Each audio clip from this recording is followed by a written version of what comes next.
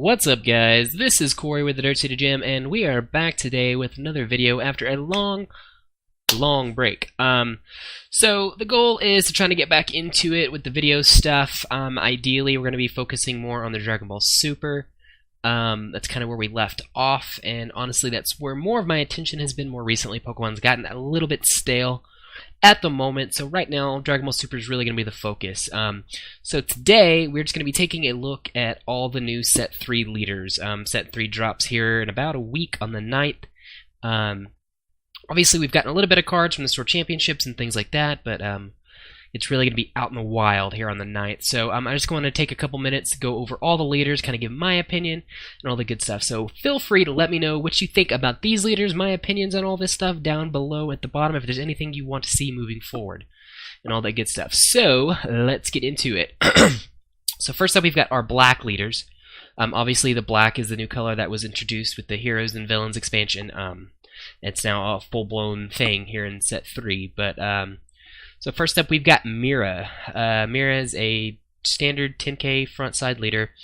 He's got the auto. Whenever this card attacks, place the top 2 cards of your deck into the drop area. Then if there's a green or yellow card in your battle area or drop area, draw 1 card. It's a really nice ability. Obviously, the black cards and leaders aren't generally deck specific. You can kind of run them in anything, but running the Mira, you're kind of, I wouldn't say forced, but more encouraged to run it in kind of either a green or a yellow or some kind of combination deck like that. And then it's got the Awaken. When your life is at 4 or less, you may choose up to 1 card from your warp and then add it to your hand, then turn this card over. So obviously this is a new thing in Set 3. Previously, every leader, whenever they would awaken, you would draw 2 cards. They've kind of changed it up. I think that's a really good idea. Kind of keep things from not being so bland and boring. Obviously, you're running a black leader, so you're dealing a lot with your warp and overwhelm and everything like that. So, being able to get cards back from your warp is really good, especially once you're bringing in all of your cards in overwhelm and sending cards to the warp and all that kind of stuff. There's a lot of interactions there. Obviously, you are theoretically it's as if you're drawing a card. It's only 1 though, but this card has a drawing advantage as long as you have a green or yellow in the drop area or battle area. So you're always going to be able to get some type of draw from the front, which, coming from Set 1 Set 2, wasn't something you could really do with the front set of a leader. Once we flip over to our Awakened side, we've got the Dark Warrior Mira. He's a 15k leader. He's got the permanent. If your warp has 5 cards or more in it, this card gains critical, which is just great in and of itself. And then it's got the Activate main. Once per turn, you may place up to 2 cards from the top of your deck into your drop area. So something that changes with this on the Awakened side is that it's up to, so you don't ever have to do this, as opposed to whenever Mira would attack on its front side, you always have to mill the top 2. With this one, you could just choose 1, you could choose 2, however you kind of want to do it, and then it automatically gets to draw whenever this card attacks, like a normal leader. But that permanent, whenever you have 5 or more cards in your warp, this card has critical, is just kind of bananas. That makes this a really viable leader moving forward. I think, obviously, as we're familiar with Set 1 and Set 2, critical is a strong game mechanic in and of itself, especially if you look at things like Vegeta, who's always just been really strong because of that advantage of getting into critical and things like that. Mira is very similar in that aspect because you're always going to have critical pretty much whenever you awaken. Getting 5 cards into your drop area is super simple. You can do that turn 1, turn 2, especially after you attack with him on the front side. You're already putting cards in. You warp things in with Time Patrol Trunks, Mass Saiyan, all that kind of good stuff. So you're always really going to have critical whenever you awaken. And just having 15k crit at your disposal all the time is just a really great thing. So moving on, we've got Trunks, our other black leader. He's got the auto. Whenever this card attacks, place the top 2 cards of your deck into the drop area. And if you have a blue or red card in either your drop area or battle area, draw a card. So very similar to the Mira, except this is more encouraging to go blue-red. And then it's got the same Awaken, put a card from your drop area or from your warp into your hand and then flip it over. So again, really strong ability. Being able to draw off your front side is always an advantage. And then we've got the Awaken side. Super Saiyan Trunks, Protector of Time. It's got the Activate main once per turn. Choose up to 2 cards from your top of your deck and put them in your drop area. Same thing as Mira. And then it's got the auto. Whenever this card attacks, draw 1 card. Then you may choose 2 cards from your drop area and send them to your warp. If you do so, this card gains plus 5,000 power and double strike. So whenever you're attacking, assuming you have cards in your discard, which you typically should, or your drop area, excuse me, you're attacking with the 20k double striker every turn. I think this is still a really strong leader. I don't think it's quite as strong as Mira. I think Mira is kind of top of the line, especially for the black leaders, but I think Trunks is definitely going to be able to see some type of play. Always having that pressure, and you're not having to like discard cards from your hand like you would if the Son Goten or Goku that got double strike and things like that. Being able to apply that double strike is always going to be super strong. Next up, we've got the Mass Saiyan. I believe this is the one from the starter deck. But he's got the activate main once per turn. Place the top 3 cards of your deck into the drop area. If you place a black card in the drop area with this skill, this card gains critical until the end of the turn. Which again, getting critical is always going to be good. And then it's also got, if you burn a card of any other color, it gets plus 5,000 power until the end of the turn.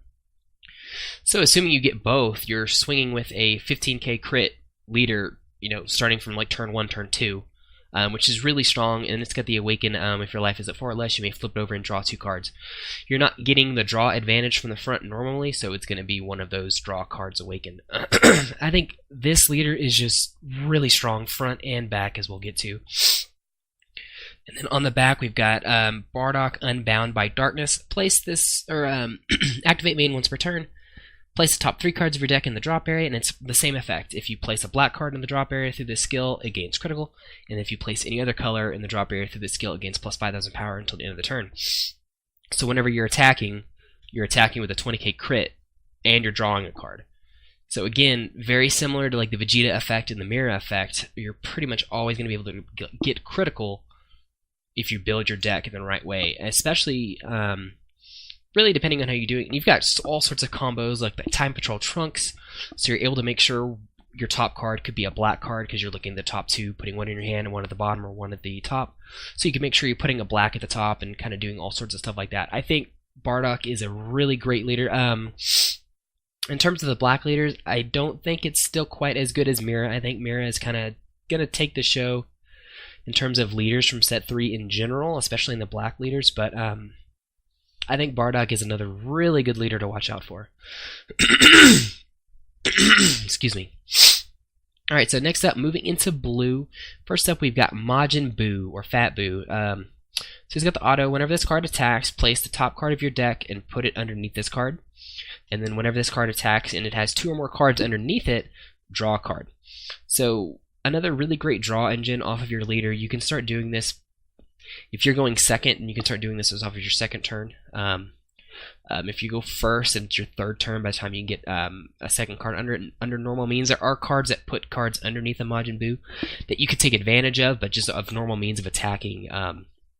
It's going to take a couple turns to start getting that draw effect, but it really works out. As soon as you get that second card underneath it, you draw a card automatically. So your second attack is putting a card underneath. So really good, and it's got the Awaken. Whenever your life is at 4 or less, flip this card over and then untap 2 of your energy. This is the more common leader Awaken thing that we're going to be seeing in set 2, or in set 3, excuse me. And it's just because we're already gaining card advantages from drawing off of our front side. Next up on our Awaken side, we've got Majin Buu Completely Revived. So he's got the auto once per turn, same thing as the front. Whenever this card attacks, put a card from the top of your deck underneath this card, and you just draw a card just because he's the leader attacking. He's got the other ability, Activate Main. Choose 5 cards underneath this card, place him in the drop area, untap this card, and it gains plus 5,000 power for the duration of the turn. So obviously, the more you attack, the more this is going to start adding up. It's not completely out of the realm of possibility to start to get 10 cards underneath it, so you start removing those, you're attacking with a 25k leader, and you're attacking 3 times in 1 turn with your leader. We've got all sorts of cards that put cards underneath the Majin Buu and just attacking and being aggressive and things like that. So I think it's a really good leader in and of itself. Also, being that the fact that it is a Majin Buu, there's a whole Majin Buu package in the blue color, and it really takes advantage of having Buu as your leader. So all in all, I don't think it's a bad leader at all. I don't know that it's necessarily a great leader. You need a lot of things to really take advantage of its Awaken side, but definitely an interesting leader. Next up, we've got our 6,000th Son Goku leader, but this one has the permanent. You can only have up to 6 energy you can only place up to 6 energy. This is one of those things. It's in theory, it sounds like it's really bad, but generally most decks that you're going to be building, you're never going to really either able to get to 6 turns to place energy, or you're never going to just need to put more than 6 energy. There's a lot of things that you're just not going to be able to really ramp up to that you're going to need more than 6.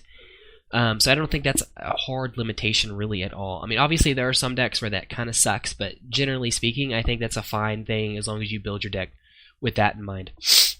And he's got the activate main. Place 1 card from your hand in the drop area, and then if you have no energy, take 2 cards from your life and put those to energy. So turn 1, you're ramping to 2. You're dropping a card, ramping to 2. Obviously, you're skipping your charge phase, but you can just kind of go into things like playing objection, which I know a lot of people are super excited about going like turn 1 objection, have 3 energy going into turn 2. I don't know if that's the right way to go about it, just because you're already having to discard a card from Goku, and then you're playing objection, so you're losing 3 cards. You are getting the 3 energy, so you're doing great that way, but you're using a lot of resources in order to do that. I think this card really lends itself not necessarily to ramp. It's already got a little bit of a ramp built-in engine, but I think it's going to be more of a defensive card, and you'll see that more once ever we get to the flip side. And then he's got the Awaken. Whenever you're at 4 or less, you may draw 2 cards and then flip this card over, because we're not drawing it by himself by attacking. And on the flip side, we've got Heightened Evolution, Super Saiyan 3 Son Goku. He's got the permanent, same permanent, you can only place up to 6 energy, which again, as I stated, I don't think is a really negative. He's got the auto at the end of your turn, choose up to 3 of your energy and switch them to active mode. I think that's what makes this card like super playable. Obviously, you've got the ramp on the front side to kind of build up. You're taking your energy, you're wanting to awaken quickly. You're able to get more into defensive mode. So it's different from like a starter queue, which you are untapping as you attack. So you're not getting that quite advantage of being able to play more things on your turn. Which this is that you can go all in, be super aggressive, tap out all of your energy, play big things, play multiple things in the same turn, and then at the end of the turn just untap 3 and then move on. I think another thing that makes this a really good leader is that it's not color specific. It doesn't say choose like 3 blue or 3 of any other specific color. If you're running multicolors, you could untap 1 of 3 colors. It doesn't really matter. You can tap whatever you want in any combination, which I think is really strong. I think initially this lends itself to more of an aggressive deck, like a mono red or a red blue, where you're wanting to go all in, play a bunch of dudes, kind of keep going, and then you've got that safety of untapping 3, so you can still negate and combo out of things and things like that. Red always kind of had that issue of wanting to be aggressive, tap all of your stuff, go all in, and then your opponent being able to survive it, and then you're not able to really counterattack going into their turn. So I think this really lends itself to really strong aggressive decks early that are able to survive going into the opponent's turn. Next up, we are going into green. So we have another Vegeta leader. 10k normal Vegeta, auto, whenever this card attacks a leader card, draw a card, so it's a great draw advantage right there, always being able to draw by attacking into a leader. It's got the Awaken, whenever your life is at 4 or less, you may choose up to 2 of your energy, switch into active, and then flip this card over. So again, because you are drawing off the attack of the leader, we're not getting that card advantage by simply awakening. So something to pay attention to. I don't think it's that much of a crutch. But in the Awaken side, we've got Going All In, Super Saiyan Blue Vegeta. He's got the permanent during your turn. If your opponent has no battle cards in their battle area, this card gains plus 5,000 power and double strike.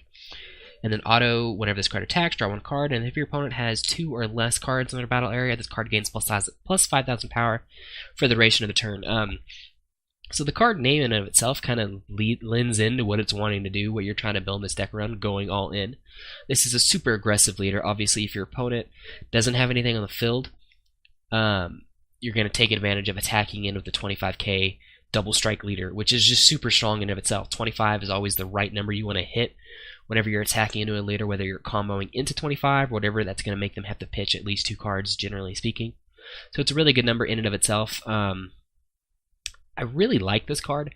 Unfortunately, I just don't know how well it's going to be able to do. We have a lot of things to worry about, specifically barrier cards. Cards with barrier, you're not really going to be able to get rid of those, so you're always going to be losing that double strike and then an additional 5k. You're still attacking with a 25 or a 20,000 leader if they've got 2 or less, but you're not really able to control that that advantage, and that's something I don't necessarily like. If it's a card that you could control how you're going to get those pumps, I'd be more interested, but because of how it's limited, your opponent really has that control, especially if they're playing barrier cards, then I'm not as excited about it. I really like the card. I think it's a super cool concept. It's just one of those cards that's kind of hindered by the rest of the stuff that was already printed in the set with barrier. Moving up next, we've got Android 13. So permanent, if Android 13 and Android 16, or Android 14 and Android 15 are in your drop area, or your battle area, this card you can awaken at 6, which is super strong. And then whenever you awaken, you draw 2 cards because we don't have any draw advantage off the front. And then his awaken side, Thirst for Destruction, Android 13. You're going to have to excuse me, this has a super long amount of text. When your opponent's Son Goku or battle card with an energy cost of 6 or less is placed in the drop area from any area by one of your skills, this card gains critical for until the end of the turn. That's a really strong effect, getting critical. It's just super specific. You've got to kill a Son Goku or drop a battle card with 6 or less energy into the drop area with one of your skills. I mean, yeah, we have a bunch of kill spells in green, whether it be Kale or Gohan or things like that. Kale's obviously going to have to be targeting Goku's in order for it to work because you can't kill a 6-drop. Son Gohan, like the Determined one, the promo, is going to be able to kill a 6-drop. That's super specific. Obviously, if you're splashing colors, you've got options like Beerus and things like that, but it's just really situationally in order to get that crit. He's a 15k, which something that's interesting about him is that since you're able to awaken at 6, you're awakening at 6 to a 15k as opposed to a 10k like you would with the androids or Bobbity from set 2, or Chilled from set 2, which awakens at a 10k and has an advantage to get to that +5 later. This is automatically just a 15k. The other thing that's neat about it is that it is an android, so it has access to things like the cell package and things like that, whether you choose to go that route. All in all, I just don't think this is an all that great leader. Obviously, it's green and it's an android, so those are pluses, but we have other android leaders that I think are just better. Whether it's the androids or Cell from set 2, or even like the Mira from this set. The Black Mira is an android, so you can play Cell package and things out of that. So all in all, I think this might be the worst leader in the set, just because it's so specific. Moving on into red. First up, we have Pan. Auto once per turn. Whenever you play a battle card, choose that card. It gains plus 5,000 power until the end of the turn. And if that card's power becomes 20k or more, draw 1 card. So this is a super strong effect. You're going to be drawing a ton of cards off of this. The really fun thing about it is that it doesn't have to just be on your turn. So let's say on your opponent's turn you combo with the double shot Vegeta that comes into play, or a Topo that you can play as a counter. Let's see, what else do we have? We've got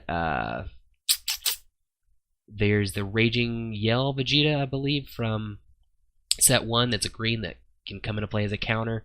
And then I think there's a Goku that can come into play as a counter. On your opponent's turn, if you were able to play one of those kind of cards, you can draw a card on your opponent's turn as well, which is really strong. And then obviously just giving your guys plus 5,000 power until the end of turn is super strong. There's a lot of cards that can really take advantage of this. Unfortunately, Kaba doesn't get the effect of drawing a card because whenever it comes into play, it's only going to be a 10k. But again, a super strong ability, and then it has the Awaken whenever your life's at 4 or less. You may untap 2 energy and then Awaken. Obviously, we're drawing a ton of cards off of Pan's front side, so we're not going to get that draw 2 at Awaken. On its Awaken side, we have Pan, Ready to Fight. Auto once per turn, it has the same ability whenever you play a battle card. Choose that card against plus 5,000 power until the end of the turn. If its power goes over 20k, or if its power is at least 20k, draw 1 card. And then whenever this card attacks, draw 1 card. Again, super strong.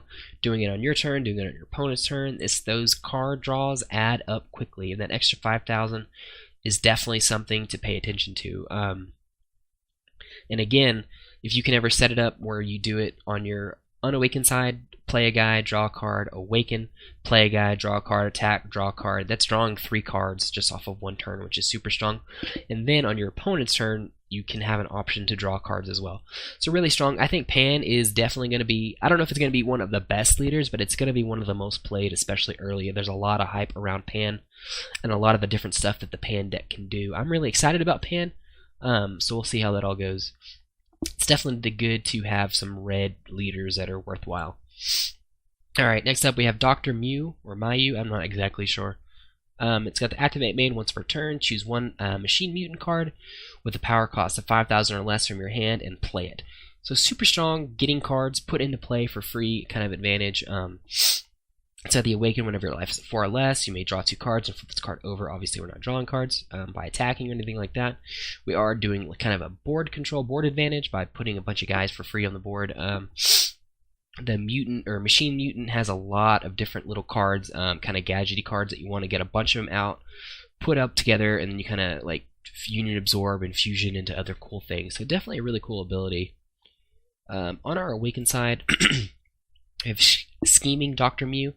Once per turn, choose up to one of your machine mutants in your hand with an energy cost of 10,000 or less and put it into play. So again, it's the same ability that we had on the front side, just kind of ramped up a little bit. So again, kind of working with that whole package. And it's got the auto whenever this card attacks, draw 1 card. It's not bad. Unfortunately, I don't know how good it actually is, but it's definitely something that's interesting. I think as we get more machine mutant cards and support moving into the future, this card could definitely get better the more that we see. Next up, we've got Son Goku. This is from the red starter deck. This is Son Goku GT. Auto, whenever this card attacks, a leader card, draw a card, so just a great draw card advantage. And then whenever your life is at 4 or less, you may switch this card to active and untap 2 energy. Or, no, excuse me, whenever your life is at 4 or less, you may switch 2 energy to active and then flip this card over. And then we've got Rising Spirit, Super Saiyan Son Goku. It's really hard to read. So it's got the permanent, during your turn, when your life is at 3 or less, this card gains plus 5,000 power. It's got the auto, whenever this card attacks, draw 1 card, and if this card's power is 25k or more, it gains double strike until the end of this turn, which is really cool. There's a lot of cards in red that boost up your other cards' power. We've got old Super Saiyan 3 Goku from set 1, the promo. So lots of ways to get this guy up to 25k, which is kind of that magic number, and then double strike is always really strong. I think this is a really fun leader. I don't know that it's necessarily amazing, especially compared to like the Bardock leader from the starter pack, or the starter deck, but I think this is definitely a leader that's going to see some play. I just worry, as opposed to like a Pan or something like that, if it's really where you want to be going in terms of a red leader. Alright, next up, moving into yellow, we've got Bardock. It's got the auto, whenever this card attacks leader card, draw a card, which is great. Whenever your life is 4 or less, untap 2 energy, flip them over. Then on our backside, we've got Unwavering Justice Bardock. Whenever this card excuse me. Whenever this card attacks, draw a card. And it's auto once per turn. Whenever a Saiyan is knocked out, this card gains plus 5,000 power until the end of the turn. It's super specific. Obviously, it's a Saiyan. Obviously, now we have a ton of Saiyans to work with, so that's not necessarily a bad thing. Honestly, I feel like Bardock is kind of bland, which isn't necessarily a bad thing, but it's just kind of there, which is fine. Especially on his front side, he's really good. He's just one of those cards you're not necessarily in a rush to awaken, because you're automatically going to be getting the draw power anyway. You're actually not really much of a disadvantage of awakening late, because you're not drawing 2 cards off of your awaken. You're just attacking a leader and drawing a card. So you're not really in a rush to awaken with him, which is a good thing. It's not necessarily a bad thing. Just definitely a different way to go about it. Alright, and then finally we've got another Son Goku. This is Son Goku Childhood. It's got the activate main once per turn. Look at the top 10 cards of your deck and take a Bulma that you find there and put it into your hand. Obviously, we have a couple different options of Bulmas to get. We've got the Bulma God Tempter. We've got the Draw Bulma now. So there's several different Bulmas actually that you can get, which is super strong. Obviously, it's almost just like drawing a card. Obviously, it's not exactly drawing a card, but it's very similar. And then whenever you get 4 or less life, you can untap 2 of your energy and switch them to Awaken mode. I think on the front side, this is one of the weaker ones, because you definitely have more of an option to miss a Bulma, even looking at top 10, just because while we do have quite a few Bulmas, there's you're having to build like a yellow-blue deck in order to really maximize getting on all those Bulmas. So you're not really always going to be getting that draw like you would from like a Pan or somebody like that. And then on our Awakened side, we've got Uncontrollable Great Ape Son Goku. He's got the Activate main. Once per turn, choose one of your battle cards and switch it to rest mode. Then choose up to one of your opponent's battle cards and switch it to rest mode. Then choose up to one of your opponent's battle cards in rest mode. That card cannot switch to active mode during your opponent's next charge phase. So really good, like, bringing a new element into the game, or stun. He's a stun leader. You're tapping your dudes to keep their dudes tapped, and tapping guys so you can attack into them. All sorts of really fun stuff that you can do with that. I mean, theoretically, if there's like a big bad that your opponent has, you can kind of make it to where they're never going to be able to attack with him again, because you're always going to be putting them in a rest and keeping them from untapping on their charge phase. Obviously, if there are cards that let you untap outside of charge phase, that would kind of get around this, because this is only specific to charge phase. But you kind of have to be careful if people start playing things like Zarbon and things like that that would untap. But all in all, I think it's a really cool ability. Obviously, it's a great ape, and there's just a ton of great apes, and great ape support and everything moving at like that in the set 3. So that's really exciting. But all in all, guys, that is set 3. That's all of our leaders. Ultimately, I think, kind of as I alluded to earlier, I think Mira might be the best leader. Probably followed by starter deck Bardock, and then you've got things like Pan, which are really good, and then the Son Goku, the blue one. While there are a lot of good leaders, I question how many of these leaders are actually going to be played.